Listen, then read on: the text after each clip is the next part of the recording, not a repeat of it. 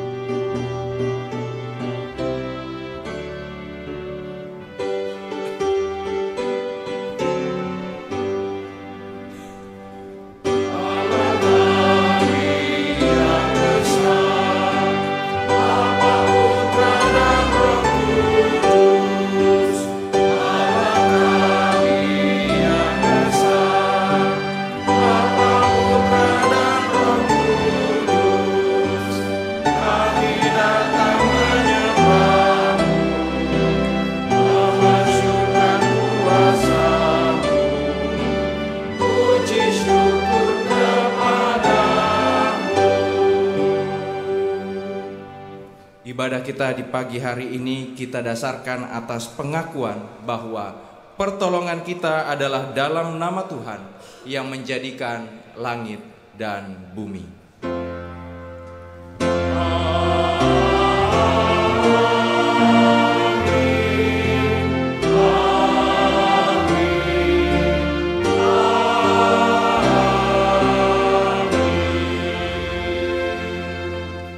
Kasih karunia dan damai sejahtera dari Allah Bapa kita dan dari Tuhan Yesus Kristus menyertai saudara sekalian.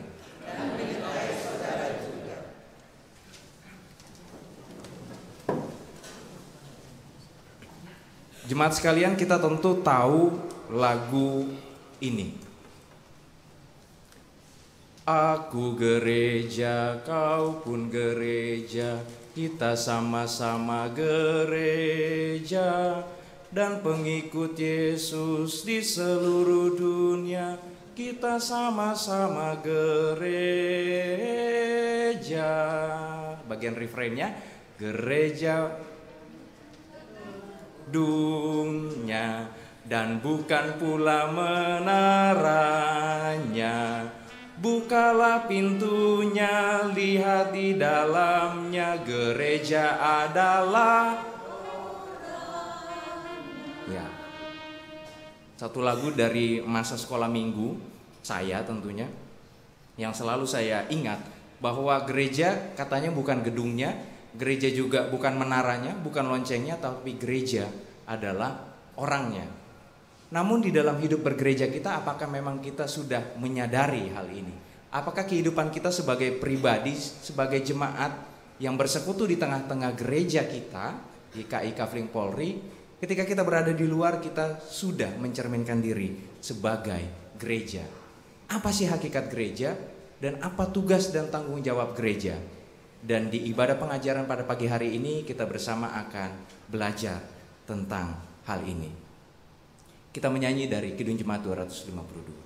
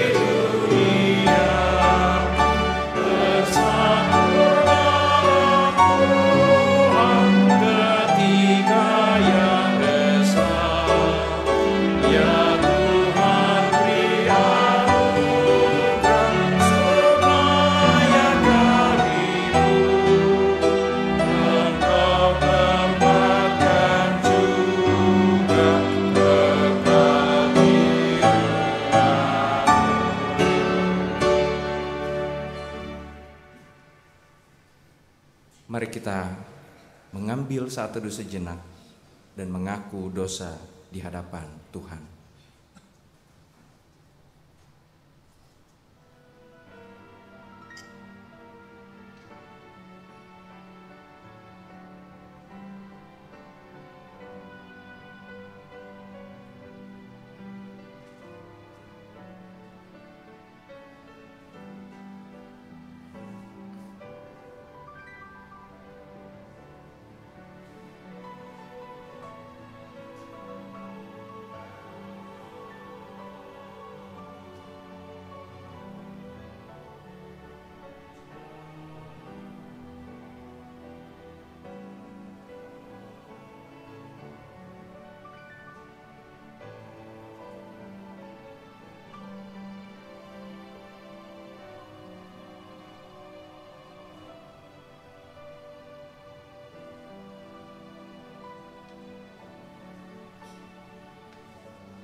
Ya Tuhan, saat ini kami mengaku segala dosa dan pelanggaran yang kerap kali kami lakukan di dalam kehidupan kami. Kami sebagai pribadi seringkali gagal ketika kami harus hidup di tengah-tengah keluarga kami. Kami sebagai pribadi seringkali gagal ketika Tuhan menempatkan kami di tengah-tengah masyarakat. Bahkan kami sebagai pribadi juga seringkali gagal ketika kami berada di tengah-tengah persekutuan gereja Tuhan. Sebagai persekutuan kami seringkali tidak melakukan segala kehendak dan perintah-Mu yang Engkau inginkan bagi kami sebagai gereja-Mu untuk kami lakukan. Oleh karena itu kami mohon ampun atas segala dosa dan pelanggaran kami. Sucikanlah kami dan layakan kami untuk tetap disebut sebagai anak-anak Allah. Dalam Kristus Yesus kami mengaku. Amin.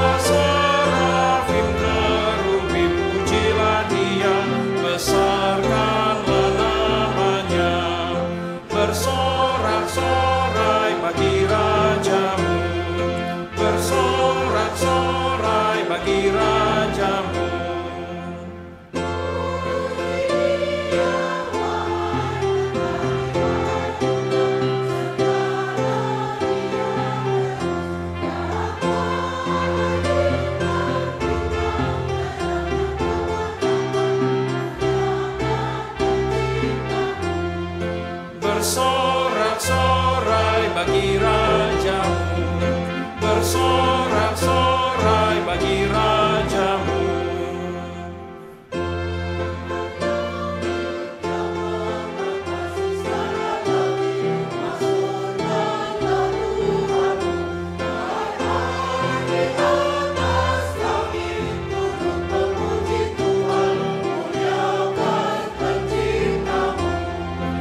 Bersorak-sorai bagi rajamu, bersorak-sorai bagi rajamu. Biar bergemuruh samudra dan isinya serta isi dunia, dan biar sungai, gunung, bukit, lembah bertepuk tangan bersama-sama. Bersorak-sorai bagi rajamu, bersorak-sorai bagi rajamu. Hai raja-raja dan pembesar di bumi yang memerintah dunia, teruna Allah para yang tua dan yang muda, ucap syukur padanya. Bersorak-sorai bagi rajamu, bersorak-sorai bagi rajamu. Nyanyikanlah nyanyian baru bagi Allah, semua ciptaannya, semesta alam, pujilah Tuhan yang di surga, nyanyikan haleluya. Bersorak-sorai bagi rajamu, bersorak-sorai bagi rajamu. Mari kita bangkit berdiri dan bersama-sama mendengarkan berita anugerah dari Tuhan yang terambil dari Yohanes pasal 3 ayat ke-16. Karena begitu besar kasih Allah akan dunia ini, sehingga Ia telah mengaruniakan anaknya yang tunggal, supaya setiap orang yang percaya kepadanya tidak binasa, melainkan beroleh hidup yang kekal. Demikianlah berita anugerah dari Tuhan.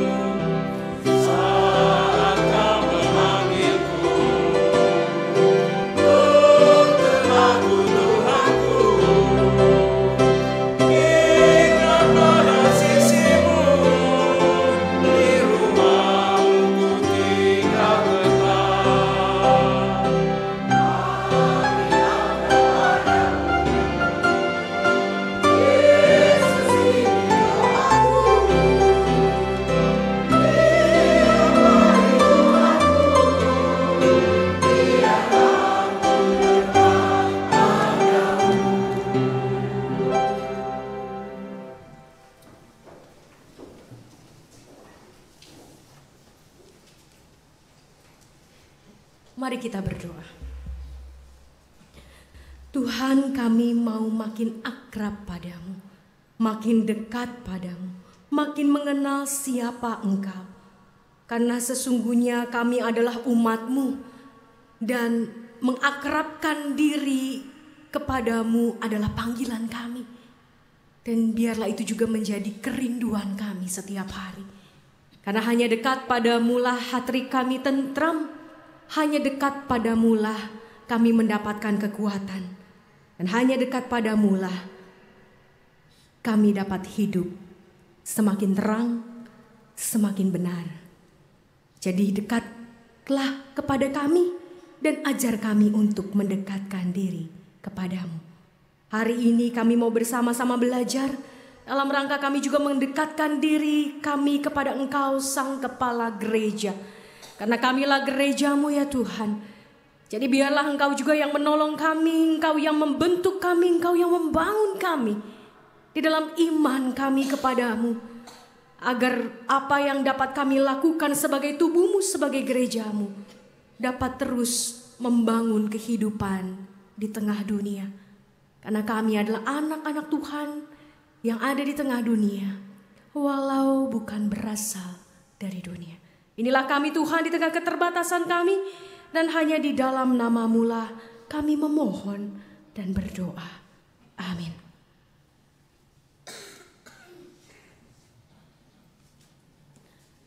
Bacaan kita hari ini terambil dari Kisah Para Rasul 11. Kita hanya akan membaca satu bagian Kisah Para Rasul 11 ayat 26 saja, dan Kisah Para Rasul 2 ayat 40. Kisah Para Rasul 11 ayat 26 dan Kisah Para Rasul 2 ayat 40. Saya akan membacakan buat kita semua.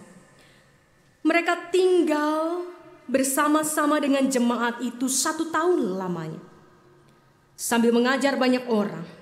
Di Antiochialah murid-murid itu untuk pertama kalinya disebut Kristen. Kisah Para Rasul 2 ayat 40. Dan dengan banyak perkataan lain lagi ia memberi suatu kesaksian yang sungguh-sungguh. Ia mengecam dan menasihati mereka, katanya, berilah dirimu diselamatkan dari angkatan yang jahat ini. Sedemikian jauh pembacaan firman Tuhan. Berbahagialah kita yang membaca merenungkan firman Tuhan.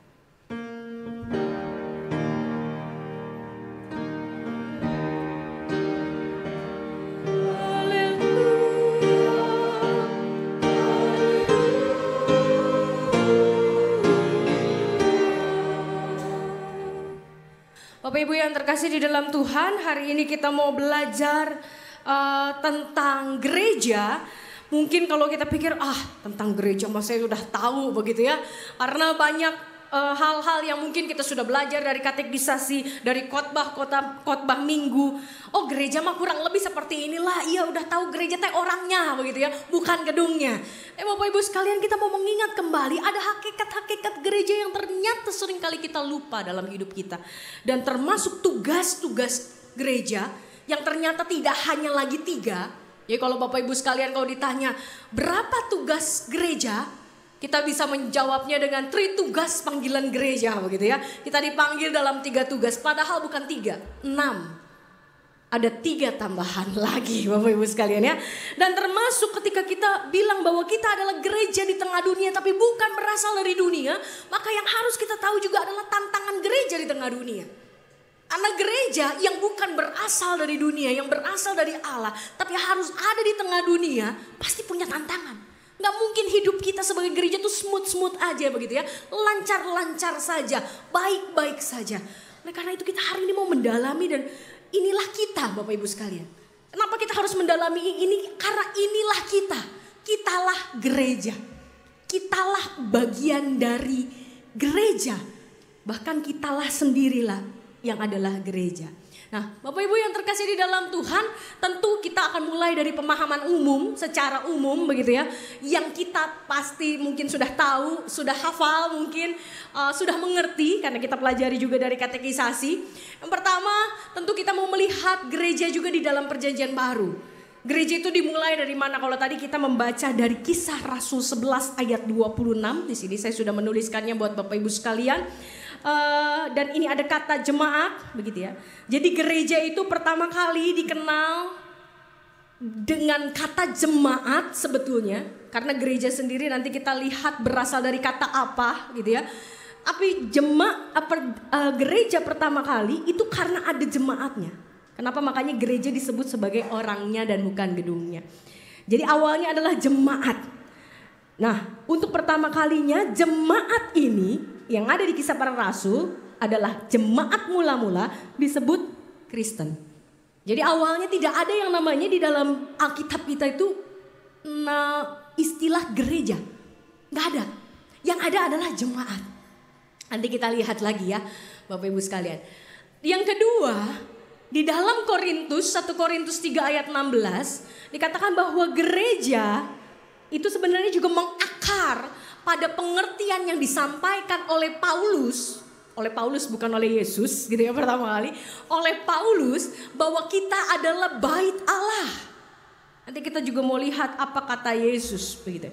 Bait Allah dan apakah bait Allah itu? Bait Allah adalah tempat di mana roh Allah diam di dalam kita. Ini menarik Bapak Ibu sekalian. Ketika kita menyadari bahwa ada bait Allah, kita adalah bait Allah dan ada roh Allah tinggal di dalam kita, maka harusnya ada dampak dalam hidup kita. Kita gak boleh sembarangan hidup kan. Gak boleh sembarangan ngomong. Karena ketika kita gak sembarangan ngomong, sembarangan berpikir, sembarangan berkata-kata, berperilaku, maka kita sedang menyakiti roh Allah yang ada di dalam diri kita. Karena yang ada di dalam diri kita bukan hanya roh kita, bukan hanya jiwa kita sebagai manusia yang nanti akan pergi ke surga gitu, tapi ada roh Allah. Ketika kita menyadari ini, maka sebetulnya harusnya kita lebih berhati-hati di dalam segala tindakan laku kita setiap hari 24 jam. Karena kalau roh Allahnya keluar masuk begitu ya, berarti kita sebenarnya bukan gereja sejati juga begitu. Kita hanya manusia biasa yang dimasukin roh Allah, nanti roh Allahnya keluar gitu ya. Roh Allah tuh gak keluar masuk Bapak Ibu sekalian. Gak seperti gereja sebagai gedung lalu kita bisa keluar pintu, bisa masuk pintu, bisa keluar pintu, bisa masuk pintu. Ada roh Allah di dalam kita. Bagaimana kita berlaku, bagaimana kita hidup itu mempengaruhi roh Allah yang ada di dalam diri kita. Dan setiap orang adalah rumah Tuhan. Kalau kita mau mengatakan bahwa bait Allah adalah tempat roh Allah berdiam, maka setiap orang adalah rumah Tuhan, maka setiap kita adalah tempat kediaman Tuhan. Betapa agung sebetulnya kita. Betapa luar biasa kita. Betapa kita mendapat sebuah kepercayaan dan kehormatan bisa menjadi tempat tinggal Allah, tempat kediaman Tuhan. Masalahnya tempat kediaman Tuhan ini menjadi tempat kesukaan Tuhan apa enggak? Itu yang harus tiap hari kita tanyakan dalam hidup kita. Saya ini tempat kediaman Tuhan, tapi apakah saya sudah menjadi tempat kesukaan Tuhan? Beda ya Bapak Ibu sekalian. Kalau tempat kediaman, kalau kita pulang ke rumah, rumah saya capek, di rumah saya nggak ada sukacita. Misalnya gitu ya. Jadi rumah hanya tempat kediaman, hanya tempat kita tidur, istirahat. Tapi tidak menjadi tempat kesukaan kita. Kita lebih suka di mall, atau kita lebih suka di kantor, atau kita lebih suka di jalan, di mobil kita, daripada di rumah. Kenapa? Karena kalau di rumah ada istri ngomel, ada bapak ngomel gitu ya, ada suami ngomel, ada anak-anak yang riuh dan ribut. Rumah bukan tempat kesukaan saya, rumah bukan tempat favorit saya. Tapi ketika kita menyatakan bahwa kita adalah bait Allah, kita gereja Tuhan dipanggil sebagai bait Allah, sebagai rumah Tuhan, maka kita harus berpikir apakah kita sudah menjadi tempat kesukaan buat Tuhan, bukan hanya sekedar kediaman Tuhan. Dan kita cuekin aja Tuhan yang ada di dalam diri kita begitu. Setiap hari hidup kita harus bisa menjadi rumah kesukaan Tuhan. Supaya apa? Supaya Tuhan gak kabur Bapak Ibu sekalian. Kita aja kalau gak betah pengennya kabur ya dari rumah gitu ya. Kita gak betah di rumah ke mall, kita gak betah di rumah ke pasar, kita gak betah di rumah pergi kemana. Tapi Ya masa Tuhan kita suruh pergi gitu ya. Kalau dia udah bosen, dia udah kesel gitu ya. Gak enak tinggal di rumah ini, saya mau pergi aja. Gimana kalau hidup kita tanpa Tuhan, Bapak Ibu sekalian? Itu harus kita pikirkan baik-baik begitu ya. Bahwa kita adalah tempat kediaman Tuhan dan harus menjadi tempat kesukaan Tuhan. Setiap orang adalah bentuk doa kepada Tuhan, ibadah kepada Tuhan, bakti kepada Tuhan. Kita adalah doa kepada Tuhan. Apa yang kita lakukan adalah doa, bentuk doa kita, bentuk ibadah kita dan bentuk bakti kita kepada Tuhan.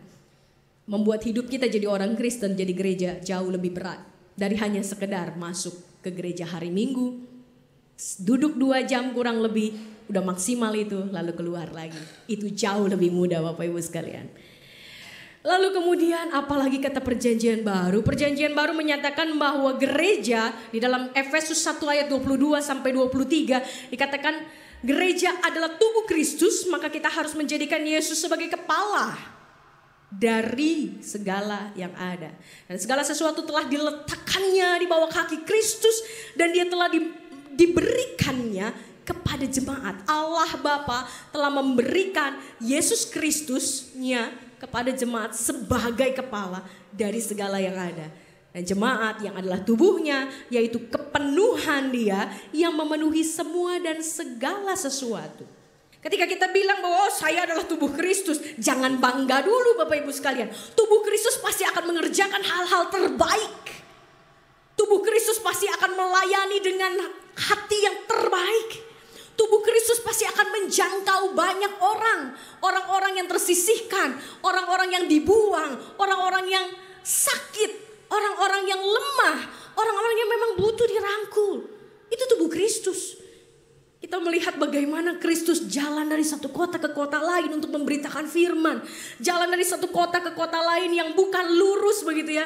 Enggak diaspal, naik turun gunung. Kalau Bapak Ibu sekalian minggu lalu mendengar saudari Sindu berkhotbah begitu ya. Bagaimana Yesus itu naik turun gunung. Berapa ratusan kilometer yang harus ia jalani dari satu kota ke kota lain. Dengan kondisi alam yang tidak seperti Indonesia. Kalau malam dinginnya luar biasa, kalau siang panasnya luar biasa, dan sangat gersang, berbatu, berpasir, dan Yesus melalui itu hanya untuk menjangkau orang-orang yang dibuang oleh dunia. Itu tubuh Kristus. Sejauh mana kita sebagai gereja, sebagai tubuh Kristus melakukan itu? Itu tantangan Bapak Ibu sekalian, itu tantangan kita. Tantangan yang gak boleh kita lupakan. Kalau kita dengan bangga bisa menyatakan, oh saya tubuh Kristus dan Tuhan adalah kepalanya, maka sudah berfungsikah kita sebagai tubuh Kristus? Atau kita menjadi tubuh Kristus yang malas-malesan? Melihat orang yang susah, ya sudah biarin. Susah kesusahan dia sendiri. Melihat orang yang sedang sedih, yang sedang berduka, yang sedang terluka, ya itu urusan dia. Saya punya urusan sendiri, saya punya luka sendiri, saya punya masalah sendiri. Ini menjadi persoalan yang luar biasa di tengah gereja. Tidak heran gereja seringkali bukan jadi berkat, tapi jadi batu sandungan. Banyak orang meninggalkan gereja dan tidak lagi percaya kepada gereja. Karena gereja tidak mampu melakukan seperti yang Yesus lakukan.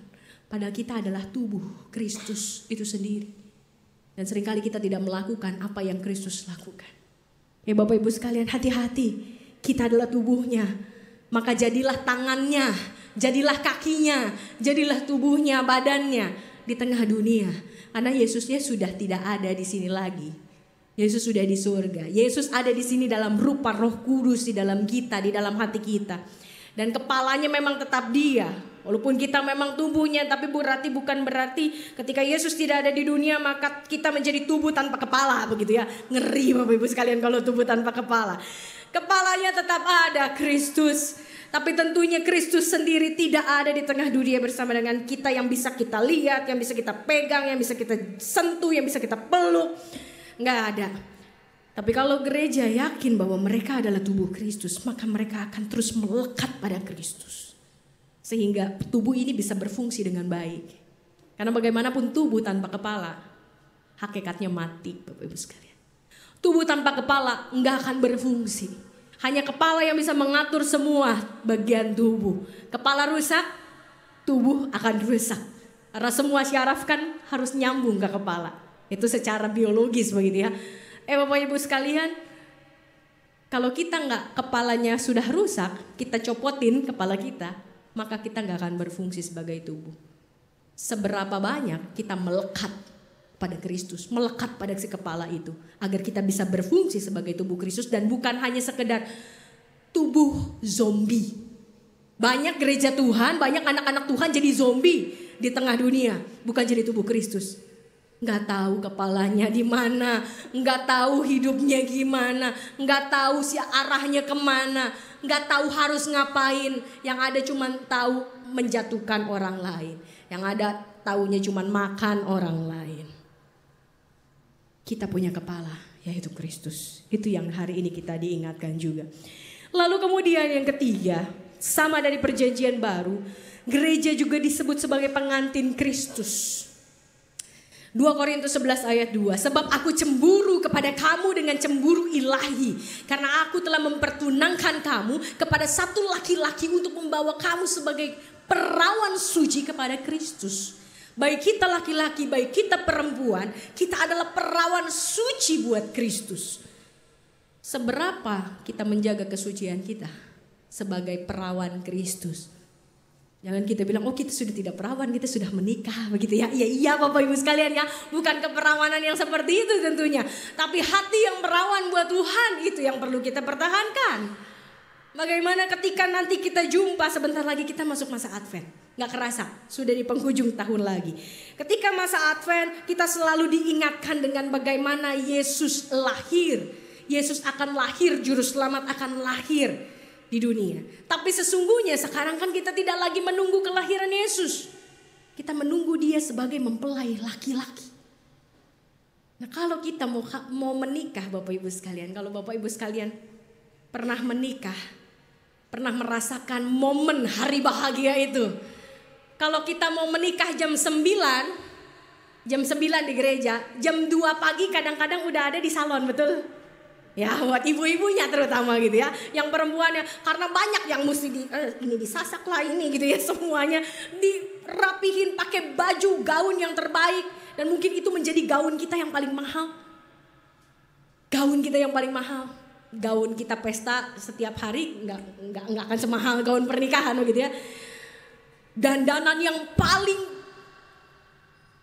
udah paling nempel deh Bapak Ibu sekalian gitu ya. Kita biasa mungkin pakai merek-merek biasalah, pokoknya yang kena matahari langsung luntur begitu ya. Tapi di hari bahagia itu kita pakai make up yang paling gak luntur kan.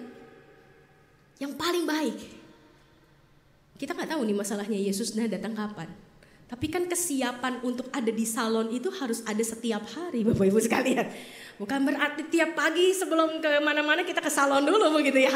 Tapi kesiapan seperti ingin berjumpa dengan mempelai laki-laki kita. Khususnya kita yang sebagai perempuan yang bisa ngerasain gitu ya. Tapi laki-laki juga di make up sekarang kan. Dipakai injas, pakai bunga, dirapihin rambutnya dan lain sebagainya. Kesiapan seperti itu yang harus ada setiap hari, karena saya mau jumpa. Karena kita gak tahu kapan Yesus datang. Dan kita gak tahu kapan Yesus jemput kita. Kalaupun dia gak datang duluan, dia bisa jemput kita duluan. Jadi dua-duanya sama aja gitu kan. Maut kita gak tahu kapan datangnya, Yesus juga gak tahu kita kapan datangnya. Tapi kesiapan itu harus kita jaga setiap hari sebagai gereja Tuhan. Karena ketika nanti kita berhadapan dengan dia yang adalah mempelai kita, lalu mempelai kita bilang, ini bukan pengantin saya. Pengantin saya tidak seperti ini. Masa pengantin saya tidak menjaga tubuhnya? Masa pengantin saya tidak menjaga lakunya? Masa berantakan begini? Apa kata Yesus Bapak Ibu sekalian? Ketika dia melihat dan berjumpa dengan kita sebagai pengantin perempuannya, sebagai perawan sucinya. Nanti Tuhan Yesus bisa tinggalin kita di altar Bapak Ibu sekalian gitu ya. Yang namanya ada pengantin kabur begitu ya dari altar. Jangan-jangan nanti Yesus ketika ada jamuan anak kawin domba kita ditinggalin. Ini bukan mempelai saya cari mempelai yang lain. Mati dah kita. Ya Bapak Ibu sekalian, hati-hati. Banyak hal yang harus kita perhatikan sebagai gereja. Kawanan domba Allah inilah adalah gereja menurut Yesus sendiri. Kalau tadi kita melihat itu persepsi teologi Paulus. Tapi ini adalah ucapan Yesus sendiri. Kalau kita melihat ada sedikit perbedaan Bapak Ibu sekalian. Bagaimana Paulus menjelaskan gereja begitu ya. Tadi ada paling enggak ada 3 begitu ya. Dikatakan bahwa gereja adalah apa Bapak Ibu sekalian? Bait Allah. Harusnya spesial ya. Bait Allah itu dibikin spesial. Gereja kan dibikin megah, dibikin baik, dibikin bersih dan lain sebagainya. Bait Allah. Lalu kemudian gereja sebagai ya, lupa. Sebagai apa Bapak Ibu sekalian? Yang kedua tadi saya mundurin deh gitu ya. Sebagai tubuh ya.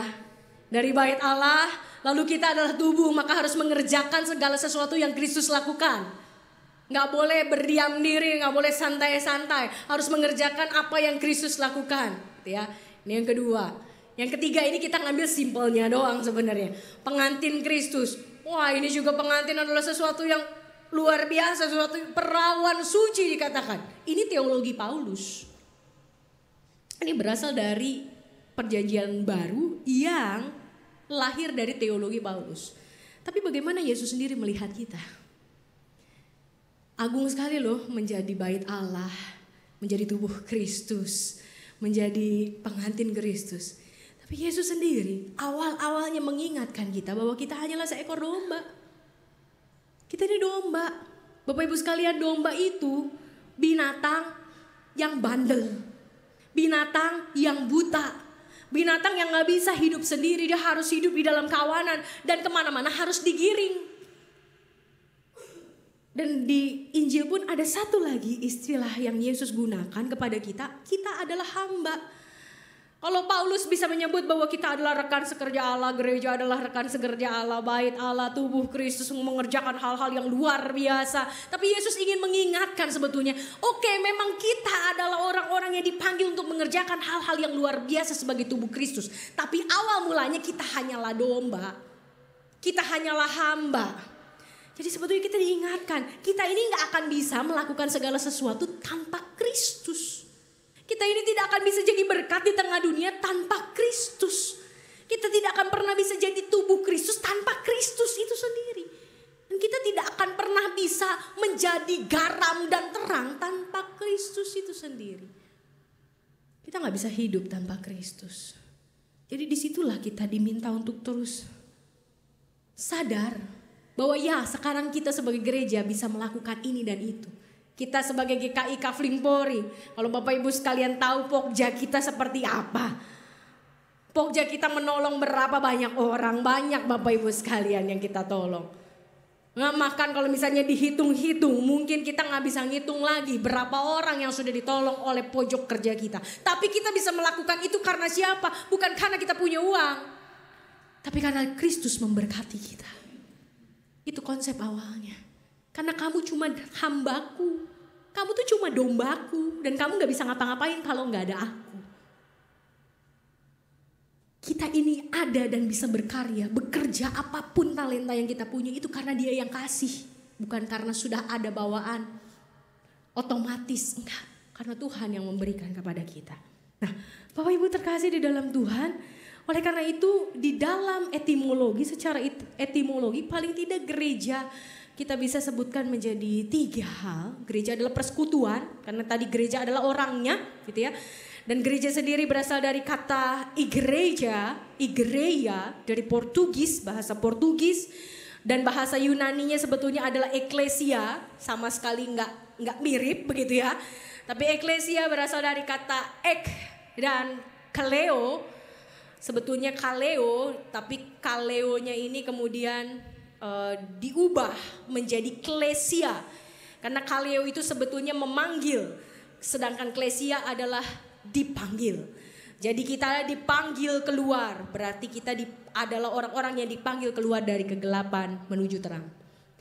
Dari kegelapan menuju terang harus ada efeknya, harus ada dampaknya buat kita. Ini gereja sebagai persekutuan. Di dalam etimologisnya. Jadi gereja adalah persekutuan yang dipanggil keluar dari dunia yang adalah kegelapan menuju terang. Bukan berarti kemudian kita dipanggil mati begitu ya. Jadi Bapak Ibu sekalian dipanggil dari dunia Artinya ketika kita mengerjakan hanya sekedar tujuan-tujuan dunia, kita dipanggil bukan hanya untuk mengerjakan tujuan dunia, tapi tujuan Allah buat dunia, itu beda. Kalau kita mengejar tujuan hidup kita di tengah dunia, oh saya ingin jadi seperti ini, saya ingin sukses, saya ingin ini, itu tujuan dunia. Tapi ketika Tuhan memberikan kepada kita tujuan Dia supaya kita ada di tengah dunia, tujuan Dia yang Dia berikan kepada kita untuk kita bisa berkarya di tengah dunia, itu berbeda. Karena tujuan Allah bukan hanya sekedar profesi. Kita tidak dipanggil untuk menjadi akuntan, untuk jadi dokter, untuk jadi pendeta saja, selesai sampai situ. Tapi karya apa yang bisa kita lakukan lewat profesi-profesi itu. Itu tujuan Allah. Kita boleh ada di tengah dunia, tapi tidak serupa dengan dunia, tapi serupa dengan Allah. 1 Yohanes 4 ayat 20. Ada manusia, ada sesamanya, ada Allah. Apakah segitiga kita ini sekarang segitiga sama sisi atau segitiga sama kaki? Ini yang harus jadi kita pertanyakan juga kepada diri kita. Karena banyak orang berpikir yang penting hubungan saya dengan Tuhan, hubungan saya dengan sesama mah bodo amat. Yang penting setiap hari saya berdoa, yang penting setiap hari saya saat teduh, yang penting setiap hari saya menyapa Tuhan. Hubungan saya dengan orang kantor bukan persoalan. Hubungan saya dengan orang tua, dengan suami, dengan istri, ya sudahlah rusak ya, rusak. Yang penting hubungan saya dengan Tuhan. Toh mereka juga gak mau baik sama saya, apain saya baik sama mereka. Banyak anak-anak Tuhan berpikir seperti itu. Termasuk juga yang penting saya sudah baca Alkitab setiap hari, maka saya gak perlu ke gereja. Itulah kenapa gereja lebih penuh cuma di Natal dan Paskah. Di minggu-minggu biasa gereja biasanya kosong. Karena gereja lupa, sebetulnya hubungan dengan Allah harus setara dengan hubungan dengan sesama. Gak bisa dipisah-pisahin. Kalau kamu mengasihi aku, maka kamu harus mengasihi sesamamu. Itu yang ingin Tuhan sampaikan. Lewat gambar yang sederhana ini, hanya gambar segitiga. Tapi banyak juga orang kemudian berpikir yang penting aku bersama sesamaku. Kan Tuhan gak kelihatan. Tuhan gak kelihatan, yang penting aku baik sama semua orang, aku gak perlu juga ke gereja. Aku yang penting baik sama semua orang, ya baca Alkitab ya doa, jarang-jarang apa-apalah gitu. Yang penting perilakuku baik sama sesama, gak begitu juga. Harus seimbang kita ke Tuhan, kita ke sesama. Kalau enggak, kalau segitiga kita ini bukan segitiga sama sisi, tapi segitiga sama kaki, itu berbahaya. Berarti ada yang salah dalam hidup bergereja kita. Ada yang salah dalam diri kita sebagai gereja. Oleh karena itu, hubungan baik dengan Allah harus dinyatakan dengan hubungan yang baik dengan sesama. Tanpa hubungan yang baik dengan Allah, kita tidak akan dapat menjalin hubungan yang penuh dengan sesama. Hubungan baik dengan Allah akan terwujud melalui hubungan yang baik dengan sesama. Gak bisa kita lepaskan hubungan kita dengan Allah dengan hubungan kita dengan sesama. Ketika kita bilang bahwa kita mencintai Allah tapi kita membenci saudara kita, omong kosong berarti cinta kita sama Allah. Hanya palsu, hanya ngomong doang, hanya janji doang. Kalau kita mengatakan bahwa Tuhan saya sebagai gerejamu saya mengasihimu, maka orang yang dibenci oleh kita pun harus kita kasihi. Karena Tuhan mengasihi orang yang kita benci sekalipun. Orang yang mati dia mati buat orang yang kita benci sekalipun. Dia mati buat orang yang membenci kita sekalipun. Jadi kalau kita tidak hidup dalam damai dengan saudara, dengan suami, istri, anak, orang tua, maka omong kosonglah, maka bohonglah perkataan kita mengasihi Tuhan. Sebagai gereja, susah ya Bapak Ibu sekalian, karena bagaimanapun di dalam hidup kita gak akan bisa berteman dengan semua orang. Ada orang-orang yang mengecewakan kita, ada orang-orang yang menyakiti hati kita, ada orang-orang yang begitu dalam membuat kita terluka. Masa gak boleh sih saya membenci dia, masa gak boleh sih? Tapi itulah tuntutan Tuhan. Tuhan minta kita gak membenci, Tuhan minta kita mengampuni. Itulah yang selalu diingatkan juga di dalam perjamuan kudus. Kalau GKI paling tidak merayakan perjamuan kudus dalam 1 tahun berapa kali Bapak Ibu? Ingat gak? Gak ingat, 4 kali ya. 4 kali kapan aja? GKI, khususnya GKI merayakan perjamuan kudus pertama di awal tahun Januari. Diingatkan di awal tahun bahwa kita hidup bersekutu, bahwa kita ada sebagai gereja, sebagai manusia karena pengorbanan Kristus. Lalu kemudian di Paskah. Kalau kita di Jumat Agung, di beberapa gereja ada yang di Paskah, ada yang di Kamis Putihnya begitu ya. Kalau kita biasa merayakannya di Jumat Agungnya.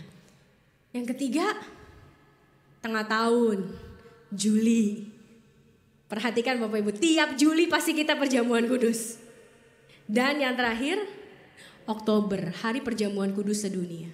Hanya 4 kali dalam 1 tahun. Dari 54 minggu, kita diingatkan 4 kali. Tapi apakah perjamuan kudus itu hanya sekedar formalitas buat kita? Atau membuat kita semakin mengerti dan menyadari bahwa tanpa darah Kristus, kemenangan tidak akan pernah ada. Tanpa darah Kristus, persaudaraan tidak akan ada. Dan keselamatan pun tidak akan pernah ada. Dan di dalam persiapan perjamuan kudus selalu ditanya, apakah saudara-saudara punya masalah gitu kan ya? Adakah ganjalan kepada sesama? Apakah hidup dengan damai dengan sesama? Itu diingatkan. Dan banyak dari kita seringkali gak jujur. Ketika kita masuk ke dalam perjamuan kudus, iya sebenarnya saya ada kesel sih sama dia gitu. Saya ada kesel sih sama si A, sama si B, tapi tetap ikut perjamuan kudus. Atuh kumaha eta teh? Harusnya gak boleh Bapak Ibu sekalian gitu kan. Kan harusnya ngecek, itu kan buat ngecek. Makanya paling gak sebelum perjamuan kudus teh 1 minggu atau 2 minggu ya. Antara 1-2 minggu kita ada yang namanya sensuramorum jemaat. Tapi kita selalu bilang ya siap. Selalu bilang siap. Bahkan kalau perjamuan kudus kan lebih banyak jemaatnya daripada minggu biasa. Yang minggu lalunya pas sensuramorum gak datang, pas perjamuan kudusnya datang. Nah itu kumaha Bapak Ibu tadi gitu ya. Jadi kemarin gak ikut persiapan, gak ikut ngecek diri. Hari ini main makan aja tuh roti, main minum aja tuh anggur.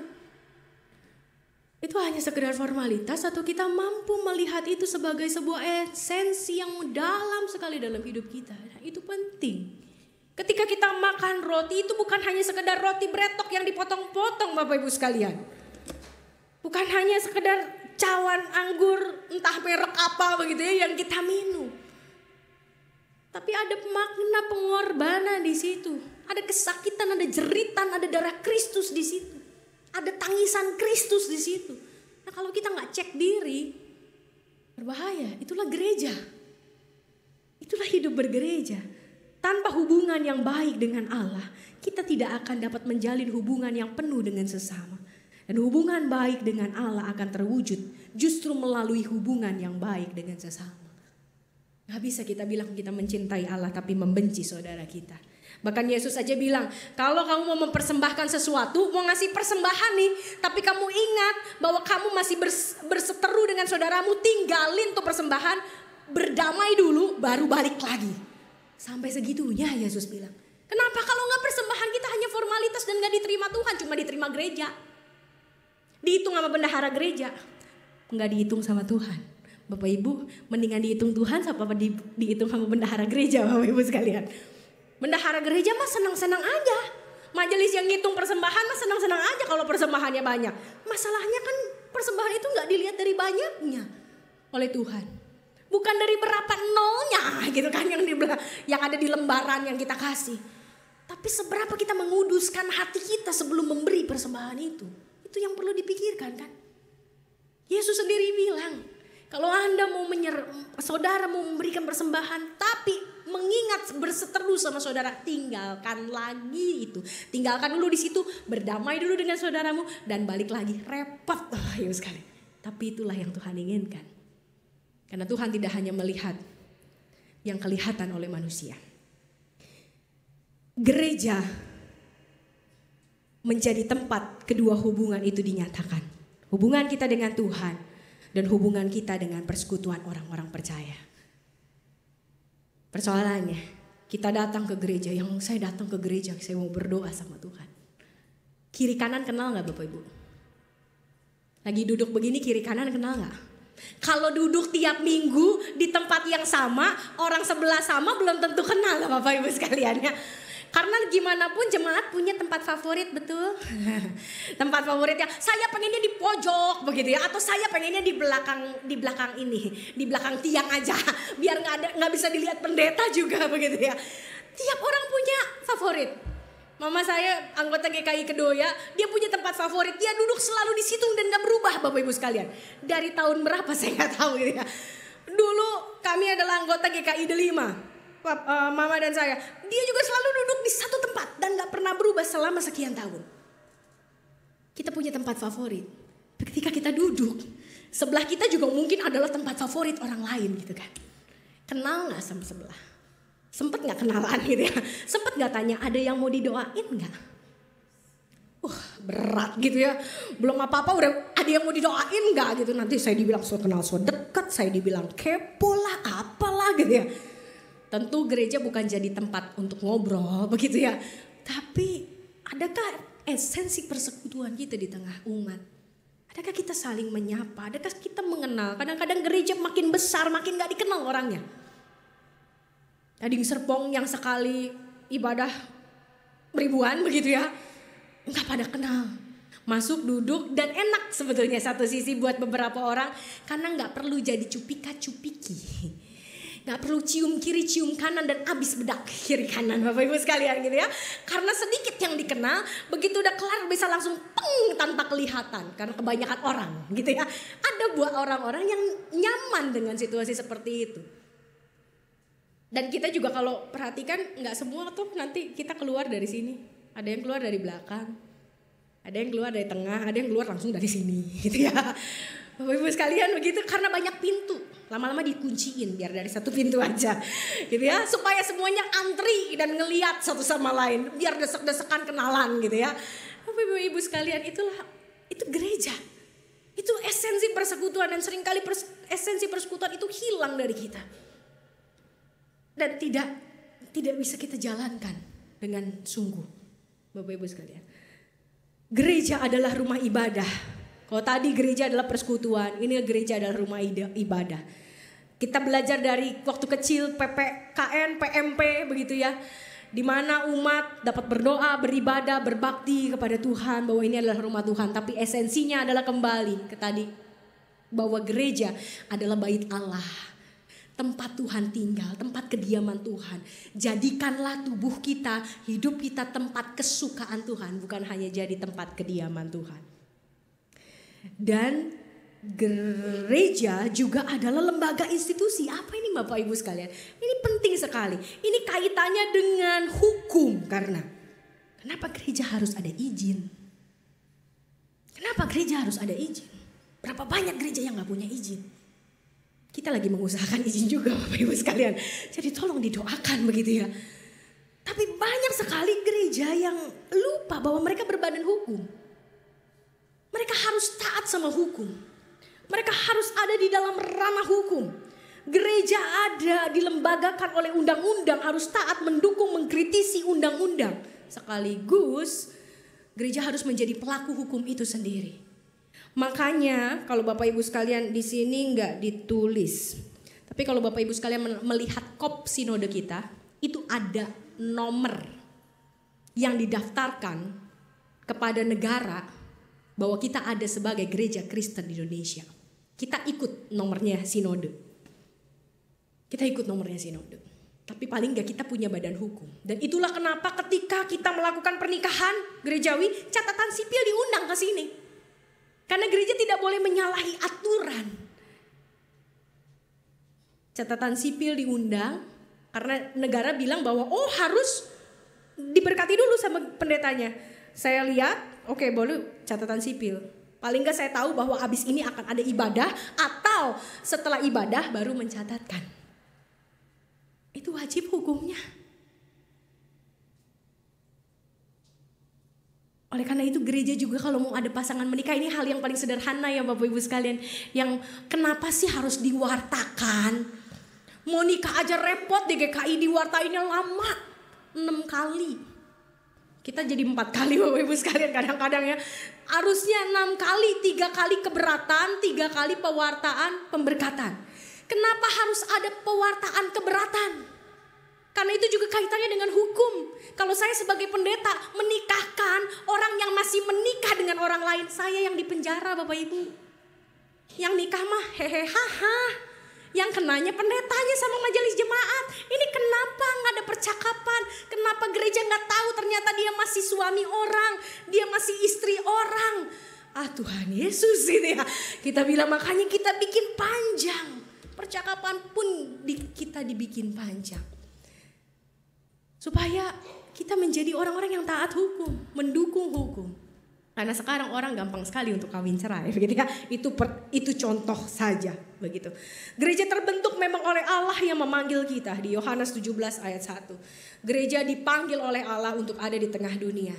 Tapi gereja bukanlah dunia. Gereja harus berbeda dari dunia. Hakikat gereja adalah kudus. Kudus itu seperti ini Bapak Ibu sekalian. Ini saya ada beberapa model kacang. Ada kacang hijau, ada kacang merah, ada kacang tanah. Ada kacang kedelai, ada kacang segala macam kacang begitu ya. Kudus itu bukan berarti dipilih-pilih, tapi kemudian ambil serauk dikumpulin jadi satu. Ini mungkin ada kacang mede, ada kacang kedelai, ada kacang merah, ada kacang hitam, ada kacang tanah, semuanya ada.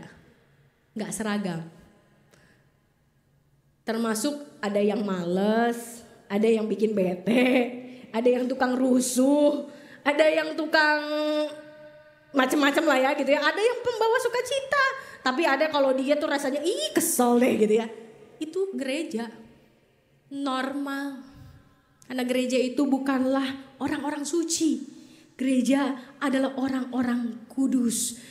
Kudus itu bukan suci atau sempurna secara moral dan agama. Jadi jangan heran kalau di gereja, kenapa di gereja ada orang kayak begini. Itulah gereja. Karena gereja bukan saringan Bapak Ibu sekalian. Saringannya Tuhan. Saringannya firman Tuhan. Tapi gereja sendiri harus terbuka buat semua orang. Kalau enggak gereja gak bisa jadi berkat buat semua orang kan. Jadi gereja bukanlah suci atau sempurna secara moral dan agama. Tapi kudus artinya dipisahkan, diasingkan, dikhususkan oleh Allah untuk maksud tertentu, yaitu melaksanakan rencananya. Orang-orang dari berbagai macam suku bangsa, orang-orang dari berbagai macam karakter. Bahkan kalau dibilang di gereja itu ada 1001 karakter. Kita tahu 1001 cerita, 1001 malam. 1000 aja udah banyak begitu ya Bapak Ibu. Dan kadang-kadang isi gereja lebih dari 1001 gitu. Yang jemaatnya 4000 ya jadi ada 4000 gitu kan. 4000 keinginan, 4000 karakter, 4000 sifat. Dan itulah gereja. Jangan kita marah kemudian kok ada orang begini di gereja. Lalu kemudian kita gak mau ke gereja lagi karena orang di gereja begini. Ya itulah gereja, itulah Tuhan menyatukan kita dari segala macam bangsa, dari segala macam sifat karakter untuk disatukan, diikat menjadi rapi dan digunakan untuk kemuliaannya. Dan kita yang gak mau diikat, gak mau Tuhan diikat sama orang begitu mah. Itu kan. Tapi gereja harus mau. Kalau kita menyatakan diri kita sebagai gereja, kita harus mau. Gereja adalah umum, Makanya di pengakuan iman kita juga dibilang, kami percaya kepada gereja, saat kudus dan umum buat semua orang. Itulah kenapa Tionghoa Hito Hakwe. Nah, Bapak Ibu pernah dengar gak Tionghoa Hito Hakwe? Itu adalah GKI sekian tahun yang lalu dengan nama Mandarinnya. Gereja Tionghoa Hito Hakwe ini berubah nama menjadi Gereja Kristen Indonesia. Kenapa? Bukan berarti orang Tionghoanya makin sedikit Bapak Ibu sekalian. Dan lebih banyak orang yang non Tionghoa. Bukan. Karena gereja Kristen Indonesia GKI sadar bahwa kita ada di tengah kemajemukan. Kita gak bisa bilang bahwa ini gereja orang Tionghoa. Makanya disebut Tionghoa Hito Hakwe. Tapi gereja ini milik bersama. Makanya gereja Kristen Indonesia. Dan bukan hanya gereja Kristen di Indonesia. Gereja Kristen Indonesia menyatakan bahwa kita majemuk, kita berbeda, bukan hanya suku bangsa, tapi karakter, sifat, dan lain sebagainya kita berbeda. Tapi kita satu buat Tuhan. Itu hakikat dari gereja Kristen Indonesia. Yang telah mengubah nama. Berapa tahun yang lalu Bapak Ibu? Kalau GKI Jabar, kan kita ada 4 ya. Kalau ngomongin soal gereja, kita akan harus kaitin sedikit dengan gereja kita, akar kita. Gereja kita GKI Jabar itu 48 tahun yang lalu. Yang tengah sama timur saya nggak hafal. Karena saya banyaknya di Jabar gitu ya, jadi ingatnya 48 tahun yang lalu. Tapi sebagai gereja GKI AM, GKI yang menyatu gitu ya, dari 3 sinode wilayah ini, kita umurnya berapa kemarin? Baru ulang tahun? 30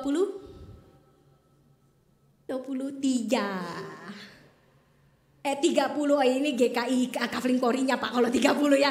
Sebagai gereja Kristen Indonesia Sinode AM 28 Agustus ulang tahunnya. Sebagai GKI AM. Bukan GKI Jabar lagi, bukan GKI Jateng lagi, bukan GKI Jatim lagi, tapi GKI Gereja Kristen Indonesia AM. Gereja Kristen Indonesia umum. Jadi Bapak Ibu sekalian, kalau jemaat GKI Surya Utama datang ke sini, apakah sebetulnya datang sebagai tamu atau sebagai anggota? Anggota.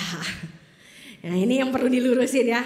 Kita datang nih, harusnya kita datang ke sesama GKI. Itu anggota apa? Tamu? Simpatisan? Anggota.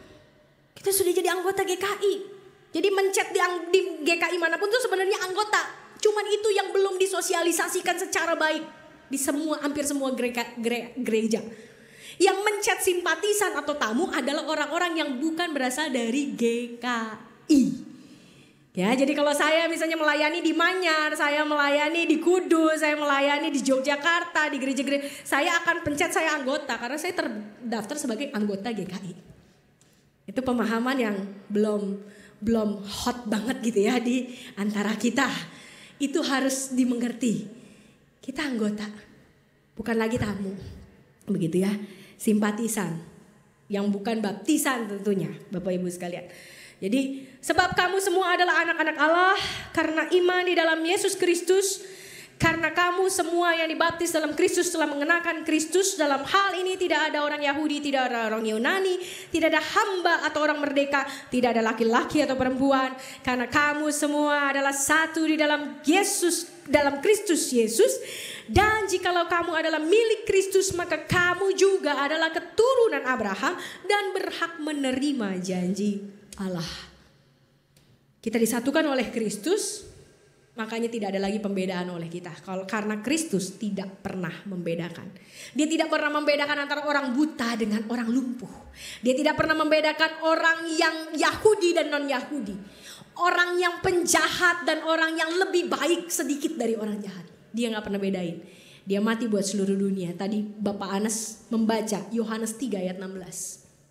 Karena begitu besar kasih Allah akan dunia. Bukan kasih Allah pada gereja. Bukan kasih Allah pada orang Kristen. Bukan kasih Allah pada orang Tionghoa. Tapi pada dunia semua. Jadi jangan kita membeda-bedakan. Nah Bapak Ibu sekalian. Ini adalah misi Allah buat gereja. Bahwa gereja punya misi Allah. Harus menjalankan tugasnya Allah. Menjalankan tugas Kristus di dunia. Ya tentunya adalah membawa keselamatan. Yohanes 3 ayat 16 tadi sudah dibaca. Persoalannya adalah apa misi Allah itu? Ini kita melihat hanya dari gambar ya. Ketika ini hanya orang biasa. Tapi begitu kemudian kita menerima Yesus Kristus, maka kita menjadi anak-anak Tuhan yang kemudian bisa serupa dengan Tuhan karena Yesus Kristus menjadi jembatan bagi kita untuk sampai ke tempat Bapa. Gereja tidak boleh mengarahkan perhatiannya pada diri sendiri karena gereja hanyalah alat Kristus untuk dunia. Gereja hanya alat Kristus untuk dunia. Gereja tidak boleh mengarahkan perhatiannya sendiri karena gereja adalah alat Kristus. Oleh sebab itu gereja ada untuk menjalankan tugas Kristus. Kalau tadi saya bilang bahwa tugas Kristus sudah bertambah, tugas gereja sudah bertambah dari 3 jadi 6. Ini yang harus diperhatikan sedikit Bapak Ibu sekalian ya. Yang pasti kalau dulu itu hanya ada bersekutu, koinonia, melayani, diakonia, dan marturia, bersaksi.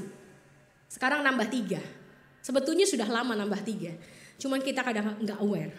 Yang pertama adalah beribadat. Ini tugas kita datang ke gereja. Liturgia. Tugas kita datang ke gereja, panggilan kita datang ke gereja. Untuk apa? Untuk beribadat kepada Tuhan. Dalam artian, dalam ibadah-ibadah yang kita khususkan secara khusus. Dalam 10 hukum Allah, kuduskanlah hari Sabat. Bukan hanya untuk kita beristirahat, tapi untuk kita khususkan untuk Tuhan. Bahwa saya mau hari ini menjadi hari Tuhan, tempat saya, hari saya beribadat kepada Tuhan. Itulah liturgia. Makanya kita ada setiap hari Minggu. Tanpa sadar kita sudah menjalankan tugas yang ini. Tapi tentunya jangan sampai jadi formalitas, begitu ya Bapak Ibu sekalian. Hati-hati ketika kita beribadat jadi formalitas tanpa hati. Bersekutu, oleh karena itu bersekutu yang biasanya kita lakukan di hari Minggu, karena hari Minggu adalah sebetulnya hari ibadat kepada Allah. Bersekutu ini sebetulnya diminta dan dituntut kepada kita lakukan setiap hari 24 jam dalam 7 hari 1 minggu, 31 hari atau 30 hari dalam 1 bulan, 365 hari dalam 1 tahun. Kalau kita bilang saya sudah bersekutu, datang ke gereja bareng teman-teman. Bareng sama teman-teman paduan suara. Melayani bareng-bareng gitu ya. Udah ke gereja gitu ya. Tapi Bapak Ibu sekalian ini berbeda dan harus dipisahkan antara beribadat dengan bersekutu. Beribadat kita fokuskan memang kepada Allah. Bersekutu adalah ini tugas kita setiap hari, 7 hari. Bukan hanya hari Minggu. Melayani diakonia. Melayani dalam ini juga 24 jam dalam 1 hari. 7 hari dalam 1 minggu. 31 hari gitu ya dalam 1 bulan. 12 bulan dalam 1 tahun. Mewartakan, ini juga lupa. Bahwa setiap kita punya tugas untuk mewartakan kabar baik. Itu disebut kerigma. Kerigma, wartakan kabar baik setiap hari. Berapa banyak kata yang keluar dari mulut kita sebagai manusia yang isinya kabar baik daripada kabar burung atau kabar buruk. Khususnya perempuan, ibu-ibu. Karena ibu-ibu itu perempuan diberikan luar biasa sama Tuhan, lidah yang mengucapkan kata itu jauh lebih banyak daripada laki-laki. Jadi ibu-ibu tolong gitu ya, dilihat, diingat senantiasa dan diperhatikan apakah setiap kata yang keluar dari mulut kita merupakan kabar baik. Mewartakan kabar baik, bukan kabar burung ya. Karena ibu-ibu juga kadang-kadang suka ngomongnya kabar burung alias gosip gitu ya. Tapi kabar baik, bukan kabar burung dan bukan kabar buruk. Tapi bapak-bapak, walaupun memang punya keterbatasan kata dibanding ibu-ibu, sekali ngomong tajam. Tuh, bapak-bapak suka begitu. Anak tuh takut sama bapaknya karena begitu bapaknya, begitu, trauma anak. Bapak-bapak, walaupun kita diberikan lebih sedikit kata-kata gitu ya, secara panggilan sebagai laki-laki gitu ya. Ingat, apakah itu menyampaikan kabar baik atau enggak? Enggak perlu kita bilang bahwa saya mah sedikit ngomongnya, tapi sedikit tajamnya lebih dari silet. Setajam silet, ini lebih dari silet. Jadi hati-hati Bapak Ibu sekalian. Bersatu, oikumene, tempat di mana sekarang pendeta Yolanda juga bertugas di WCC. Itu adalah satu organisasi internasional yang paling tua. Benarkah paling tua ya? Anas, aku juga lupa. WCC, World Communion Churches. Itu yang paling tua, bahwa gereja menyadari gereja itu satu. Pendeta Yolanda bertugas sejak tahun ini kalau tidak salah, baru terpilih untuk di WCC. Dan WCRC itu berbeda, tempat saya bertugas. Itu 2 badan dunia yang tadinya sama-sama gereja reformasi Protestan itu dijadiin satu. Kenapa? Karena ngapain nih gereja reformasi ada 2 badan internasionalnya dijadiin satu, akhirnya jadi WCRC, World Communion of Reformed Churches. Bahwa kita adalah persekutuan gereja-gereja reform sedunia. Disinilah makna oikumene. Di Indonesia sendiri ada yang namanya PGI. Dan di dalam PGI ini gak hanya ada GKI, ada GPIB, asal dari Pak Anes, pendeta itu ya. Suami saya Gemis, itu semuanya masuk di dalam anggota PGI. Termasuk juga gereja-gereja karismatik dan Pentakosta. Mereka adalah bagian dari PGI. Mereka adalah bagian dari tubuh Kristus. Karena sebetulnya tugas untuk bersatu adalah doa Yesus sendiri. Dalam Yohanes 17, supaya mereka menjadi satu. Supaya dunia tahu kau ada di dalamku dan ku ada di dalammu. Supaya mereka menjadi satu. Jadi jangan kita beda-bedakan Bapak Ibu sekalian ya. Dan bersaksi, marturia. Bersaksi ini tentunya bisa lewat kata, lewat tindakan, lewat pekerjaan kita. Itu kita bisa melakukan kesaksian setiap hari. Sama, dituntutnya adalah 24 jam dalam satu hari. 12 bulan dalam 1 tahun.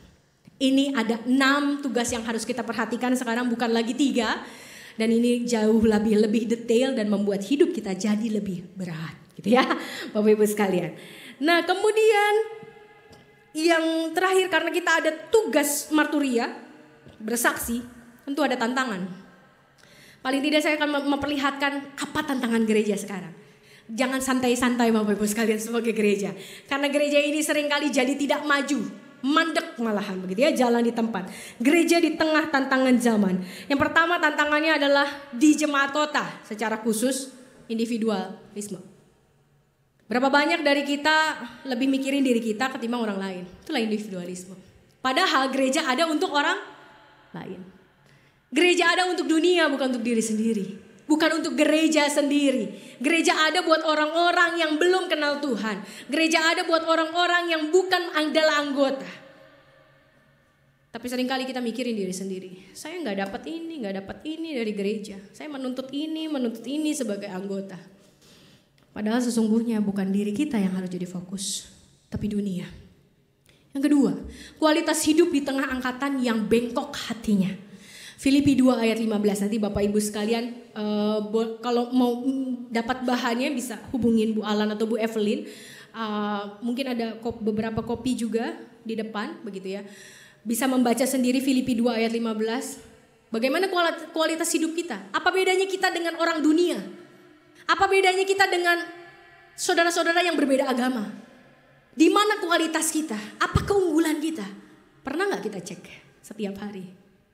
Atau kita sama aja, bahkan gak berbeda, bahkan lebih buruk daripada orang yang tidak kenal Tuhan, tidak kenal Yesus. Kualitas hidup di tengah angkatan yang bengkok hatinya. Denominasi ini kaitannya tadi dengan tugas kita untuk bersekutu bersatu, bukan bersekutu bersatu. Setelah bersatu tentunya harus bersekutu. Hanya sekedar bersatu doang sebagai badan internasional atau badan nasional gak berfungsi. Denominasi menjadi tantangan kita. Karena makin banyak aliran, mana yang benar?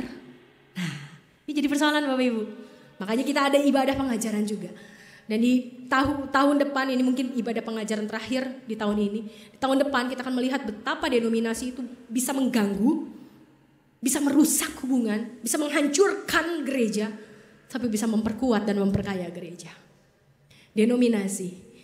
Kita sebagai Protestan, ada saudara-saudara kita sebagai karismatik, ada saudara-saudara kita sebagai Katolik yang kita bedakan agamanya gitu ya. Ada saudara-saudara kita juga yang sebagai Baptis dan berbagai macam denominasi di tengah dunia. Iptek, ilmu pengetahuan berkembang tapi gereja tidak berkembang. Hati-hati, jangan-jangan gereja ketinggalan zaman. Jangan-jangan gereja enggak maju, enggak up to date. Perkembangan ilmu pengetahuan di sini bukan hanya sekedar teknologi, makanya gereja pakai slide Bapak Ibu sekalian ya. pakai teknologi, pakai pencet-pencet bisa ganti sendiri begitu ya. Tapi bagaimana gereja itu mampu untuk mengimbangi pengetahuan-pengetahuan yang ada dari psikologi, kedokteran, dan lain sebagainya. Bagaimana gereja melihat dari sisi teologis ilmu-ilmu yang berkembang itu. Karena yang paling berkembang justru adalah ilmu psikologi. Psikologi itu lebih berkembang dan lebih pesat. Dan jauh banget pesatnya. Kalau ilmu matematika gak terlalu berkembang. Ya segitu-segitu ya pengembangannya banyak di teknologi. Tapi psikologi mempelajari manusia itu luar biasa. Karena manusia itu rumit Bapak Ibu sekalian ya. Lalu penganiayaan. Jangan bilang bahwa saat ini kita fine-fine saja, nyantai-nyantai aja, belum ada yang menganiaya GKI kok. GKI malahan jadi penolong. Di tim GKI dimanapun GKI jadi penolong begitu kan ya. Kemarin ada kerusuhan di A, di B, di Papua, di Aceh, di Singkil. Kita datang sebagai penolong. Dan kita belum ngerasain tuh bagaimana kita mendapat penganiayaan. Tapi suatu saat nanti ini menjadi bagian kita juga. Ini tantangan kita juga. Karena bagaimanapun tantangan saudara-saudara kita di luar Pulau Jawa, di luar Jakarta, seharusnya menjadi tantangan kita. Dan yang terakhir, okultisme. Walaupun sebenarnya ini bukan terakhir, masih banyak tantangan. Tapi okultisme juga menjadi hal yang berat yang harus kita hadapi. Berapa banyak orang yang masih memegang kuasa lain selain kuasa Tuhan. Sudah jadi pendeta masih pegang opo-opo. Itu masih banyak Bapak Ibu. Opo-opo tuh bukan opa-opa gitu ya. Opo-opo itu jimat maksudnya gitu ya. Ketika dia khotbah jimatnya dilepas. Begitu dia selesai lepas toga dia pakai lagi jimatnya. Itu banyak. Di gereja-gereja suku. Tapi okultisme di sini berkembang bukan hanya di gereja-gereja suku. Tapi termasuk di gereja-gereja modern yang mengkultuskan segala sesuatu secara negatif. Dan sesuatu yang positif jadi negatif, sesuatu yang baik jadi jahat. Okultisme menjadi bagian yang kuat di tengah Indonesia terutama, budaya timur. Dan okultisme secara luas adalah ketika kita memiliki Allah lain di hadapan kita. Bukan hanya Allah Yahweh, Allah Yesus. Itu saja sudah menjadi bagian okultisme. Jadi Bapak Ibu sekalian kurang lebih ini yang bisa saya sampaikan di dalam ibadah pengajaran tentang gereja. Tentu sebetulnya gereja ini lebih rumit dari yang kita bayangkan. Dan lebih rumit dari yang dipaparkan di depan. Tapi biarlah ini menjadi sebuah refleksi terus menerus bahwa gereja harus ada sebagaimana ia dipanggil oleh Tuhan. Sebelum saya tutup mungkin Bapak Ibu sekalian ada yang hendak bertanya. Karena tetap harus dibuka. Pertanyaan. Adakah ataukah sudah cukup jelas? Kembali saya di depan ada bahan yang bisa Bapak Ibu sekalian ambil. Dan kalau misalnya nanti habis juga bisa minta ke Ibu Evelyn. Sehingga kita bisa mendapat pemahaman yang lengkap. Kalau pasti ada yang terlupa dan di dalam ibadah ini. Oke, kalau tidak ada, kita berdoa. Tuhan, kami mengucap syukur atas panggilan Tuhan kepada kami sebagai gereja. Kami tahu Tuhan, kami bukanlah gereja yang sempurna. Tapi seharusnya kami menjadi sempurna karena kami punya kepala yang sempurna. Jadi biarlah Tuhan Kau yang terus menyempurnakan kami sebagai kepala gereja. Karena kami tubuh-Mu tidak akan mampu berfungsi tanpa-Mu. Inilah kami Tuhan di dalam kerendahan hati. Yang terus mau merefleksikan apa artinya menjadi gereja Tuhan. Menjadi tubuh Kristus. Menjadi bait Allah. Menjadi pengantin-Mu. Menjadi domba-domba-Mu dan hamba-hamba-Mu. Inilah kami dalam keterbatasan kami. Tolonglah kami. Amin. Saya persilahkan PS Talenta untuk memuji Tuhan.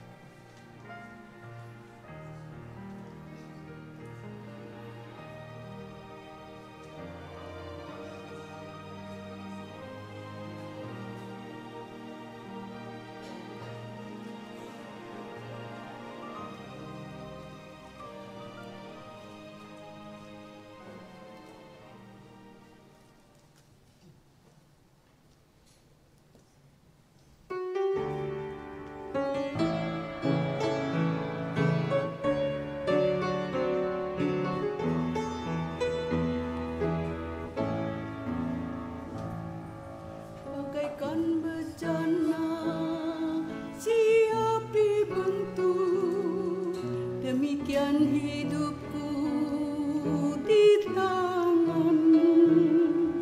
Dengan urapan kuasa rohmu, ku dibaharui selalu. Jadikan ku alat dalam rumahmu, inilah hidupku di tanganmu. Bentuklah turut kehendakmu, pakailah sesuai rencanamu. Berikan bejana siap dibentuk, demikian hidupku di tanganmu. Dengan urapan yang kuasa rohmu, ku dibaharui selalu. Jadikan dalam rumahmu, inilah hidupku di tanganmu.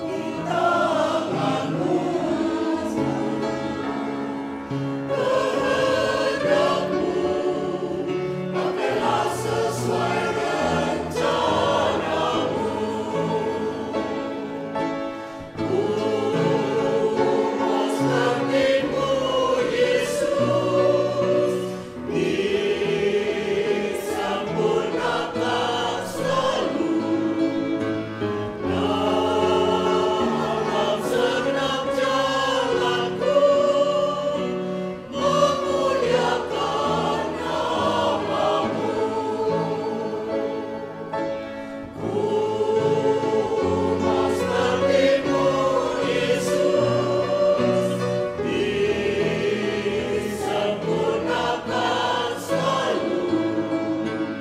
Dalam segenap jalanku, memuliakan nama-Mu.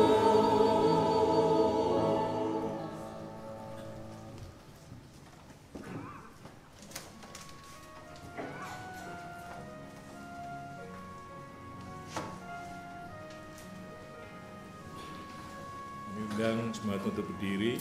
Marilah kita bersama umat Allah di masa lalu, masa kini, dan masa depan mengingat pengakuan pada baptisan kita seturut dengan pengakuan iman rasuli. Aku percaya pada Allah, Bapa yang Maha Kuasa, Khalik langit dan bumi, dan kepada Yesus Kristus, anaknya yang tunggal Tuhan kita, yang dikandung dari Roh Kudus, lahir dari darah Maria, yang menderita sengsara di bawah pemerintahan Pontius Pilatus, disalibkan, mati dan dikuburkan, turun dalam kerajaan maut. Pada hari yang ketiga bangkit pula dari antara orang mati, naik ke surga, duduk di sebelah kanan Allah, Bapa yang Maha Kuasa, dan dari sana Ia akan datang untuk menghakimi orang yang hidup dan yang mati. Aku percaya pada kudus, gereja yang kudus dan am, persekutuan orang kudus, pengampunan dosa, kebangkitan orang mati, dan hidup yang kekal. Mari silakan duduk.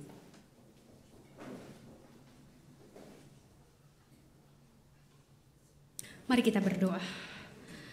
Tuhan, kami mengucap syukur bila pada hari ini Tuhan kumpulkan kami di rumah-Mu.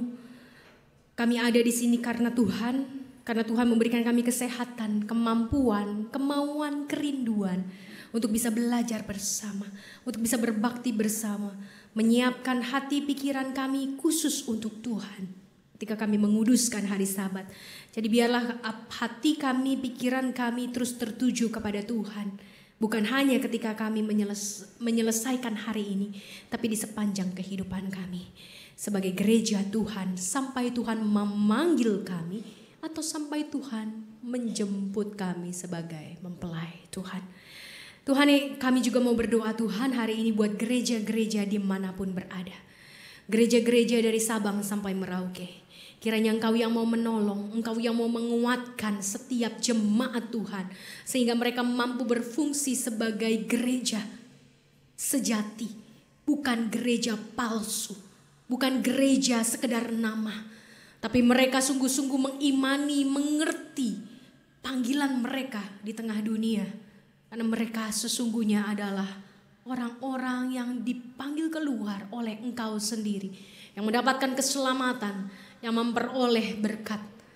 Gereja yang mampu melakukan tugas-tugas Kristus. Karena kamilah tubuh-Mu, tubuh Kristus. Jadi biarlah Engkau yang menolong, menopang. Dan secara khusus kami berdoa untuk sinode GPIB yang baru saja merayakan ulang tahun. Dan baru juga mendapatkan pemimpin-pemimpin baru untuk sinode mereka. Berkati mereka Tuhan di dalam kepemimpinan mereka, sehingga mereka semakin menjadi berkat di tengah usia yang baru dengan tantangan zaman yang tidak mudah untuk mereka hadapi sebagai gereja. Mampukan mereka dan beri mereka hikmat. Begitu juga dengan seluruh GKI di seluruh Indonesia. Berikan kepada para pemimpin-pemimpin kami di tingkat sinode, di tingkat sinode wilayah, klasis, dan jemaat-jemaat. Berilah pemimpin-pemimpin gereja-Mu ini hikmat dan bijak. Sehingga bisa membawa gereja ke arah yang benar menurut Tuhan. Bukan menurut manusia. Biarlah Tuhan Kau juga yang memberikan terus kebijaksanaan, kesetiaan. Untuk menjalankan tugas dan panggilan yang tidak ringan ini. Kami juga mau berdoa Tuhan untuk gereja kami secara khusus, untuk setiap pelayan-pelayan Tuhan. Bahwa kami juga adalah pelayan-pelayan Tuhan. Kami adalah jemaat-Mu sekaligus pelayan-pelayan Tuhan dimanapun Tuhan menempatkan kami. Ketika kami ada di kantor, tempat kerja kami, tempat kami melayani, tempat masyarakat, sekolah kami, dimanapun Tuhan menempatkan kami. Kami adalah pelayan-pelayan-Mu. Maka jadikanlah Tuhan kami menjadi pelayan-pelayan yang tunduk terhadap-Mu. Yang selalu mengikuti apa arahan-Mu, bukan arahan dunia.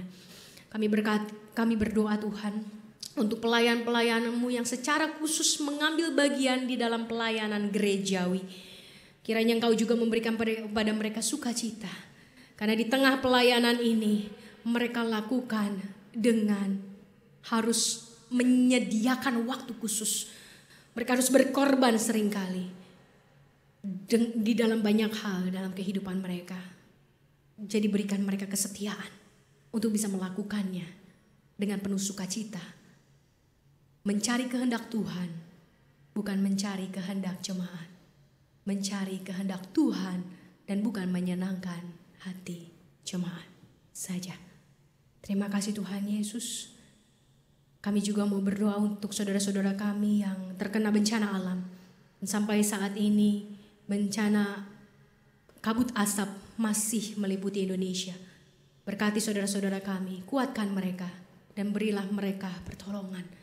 Ingatkan kami untuk mengambil bagian di dalam mengasihi mereka, memperdulikan mereka. Karena merekalah sesama kami. Merekalah umat manusia yang Tuhan kasihi juga. Baik melalui doa, baik melalui apapun yang dapat kami lakukan bagi mereka. Kami berdoa untuk pemerintah kami. Berkati presiden, menteri, dan seluruh pemimpin-pemimpin kami di tengah negeri ini. Agar mereka dapat membawa negeri ini semakin mengasihi Tuhan. Dalam nama-Mu Tuhan, kami mengangkat setiap doa yang jauh dari sempurna ini. Hanya di dalam nama-Mu dan dengan doa yang telah Kau ajarkan.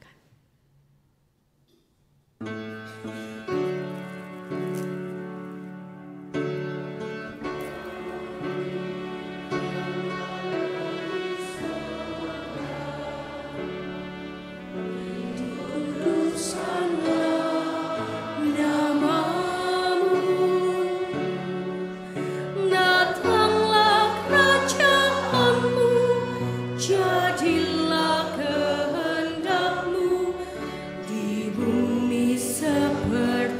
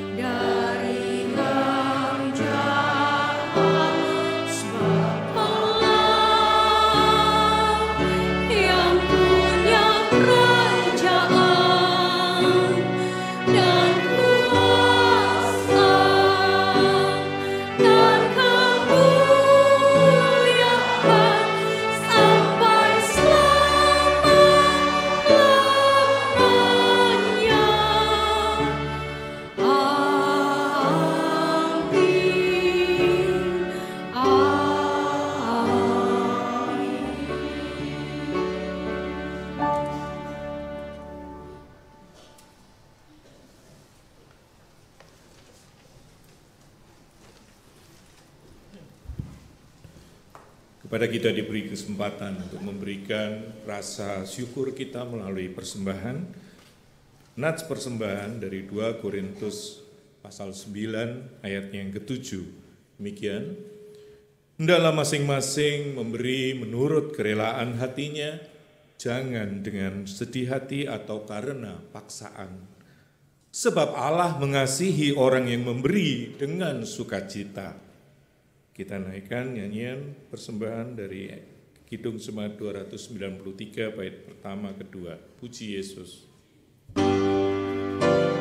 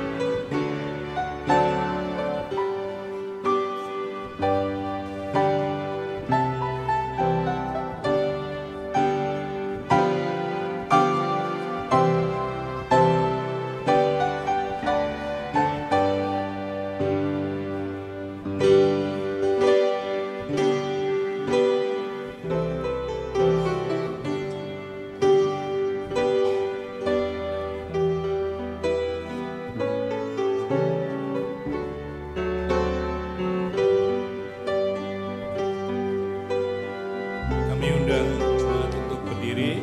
Mari kita menyanyikan bait yang ketiga. Puji Yesus.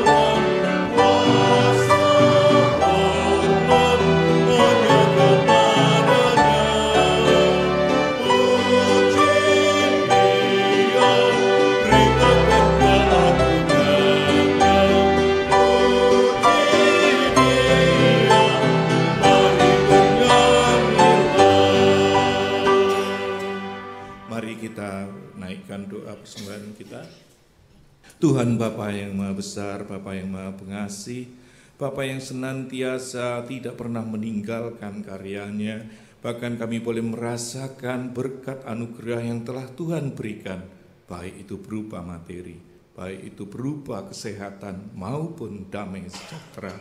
Kiranya Tuhan, Kau sendiri yang akan menilik setiap kami, memberikan dengan penuh sukacita persembahan yang kami boleh lakukan pada pagi hari ini. Engkau mau kuduskan persembahan ini. Engkau mau pakai seturut dengan kehendak Tuhan. Karenanya Engkau mau berikan hikmat kebijaksanaan setiap orang yang akan mengelolanya. Engkau sendiri yang akan pimpin ya Tuhan. Dan Engkau sendiri yang akan memberikan berkat bagi jemaat-Mu yang hadir di tempat ini. Berikan mereka kesehatan, berikan mereka hikmat, berikan mereka juga senantiasa penyertaan dan tangan kasih Tuhan. Di dalam nama Tuhan Yesus Kristus, kami berdoa dan kami mengucap syukur. Amin.